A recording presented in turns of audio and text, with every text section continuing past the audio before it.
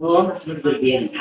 ఈ రోజు పాసురంలో గోపిక వాళ్ళు వాళ్ళు చాలా సంపద కలవాడి. నిన్నటి పాసురంలో కూడా సంపద కలగోపిక. ఏ సంపద? పశు సంపద.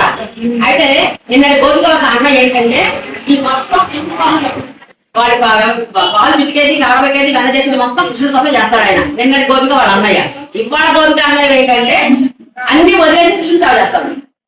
ఎలాగంటే అది భరతుడేమో రాముడికి వచ్చిందాక రాజపాలన చేశాడు. అది నిన్నటి గొప్ప బాలుడి యొక్క ప్రవృత్తి. ఇవాటి గొప్ప బాలుడు ఏంటి? లక్ష్మణుడు లాగా. లక్ష్మణుడు ఏం చేశాడు? వాళ్ళ ఇంట్లో అందరిని వదిలేసేసి భార్యని, తల్లిని, రాజ్యాన్ని వదిలేసేసి సేవ చేశాడు. ఎవరికి? పరమాత్ముడైన రాముడికి. అలా ఇవాళ గోపిక వాడు అన్నయ్య అలాంటి వాడు. అయ్యా పని చేయకుండా అన్ని ఇంట్లో వదిలేసేసి దేవుడికే సేవ చేసి కృష్ణుడు ఎప్పుడే దిగుతూ ఉంటాడు ఆయన. అయితే అందుకని అక్కడ పాలు పితికేవాళ్ళు ఎవరు లేరు కదా, పితికేవాళ్ళు లేరు, ఆ దూడను వదిలిపెట్టలేదు. అయ్యేసరికి పాలు సేపులకు వచ్చి ఆ గేదెలు పాలదాన్ని వదిలేస్తున్నాయట. పాలదాన్ని వదిలేసేసరికి ఆ పాలంతా ఆ గోపిక ఇంటి ముందు ఆ జలపాలంతా తడిసిపోయి చెత్త అయిపోయిందట.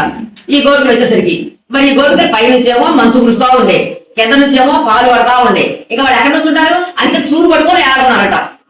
ఏడాడు అమ్మ రావమ్మా, నేను చూరు పట్టుకొని ఏడాడుతున్నావు, ఇదంతా చెత్త అయిపోయింది, మీ అన్నయ్య ఏమో దేవుడు సేవ కోసం వెళ్ళాడు, నువ్వు ఇంకా రగవేంటి, లేచి రావమ్మా అని పిలిచాడు. ఆ అమ్మ పలకలేదు, వలగలేదు.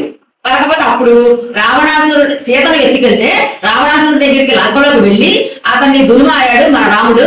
ఆ రాముడి యొక్క నామాలు పాడుతున్నాము, లేచి రావమ్మా అని చెప్పి తీసి ఆ గోపికలు కూడా వెళ్ళలో కలుపుకున్నారు. ఈ రోజు ఇక మన గోదావరి మొత్తం మన ఇంకో గోపికలు రావడానికి బయలుదేరుతూ ఉంటారు.